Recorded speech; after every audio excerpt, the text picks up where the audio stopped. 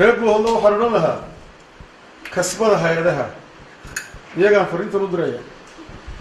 soo dhaweeya hay-adaha idin yimaada nabadgelyadiina adkeeya tusa inay arladu amni tahay hay-aduhu hadday arkaan inaan amni jirin way idinka tegayaan idinkuna soo noqon maayaan waxaan kaloo maqmaqlayay qolooyin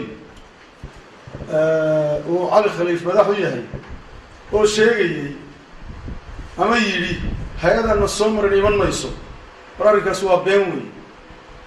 waxay la mid tahay kii kale oo ka yidhi diyaarad aan soo marin buu hodlo fadhiisan mayso iyo hadalkaas la midiyay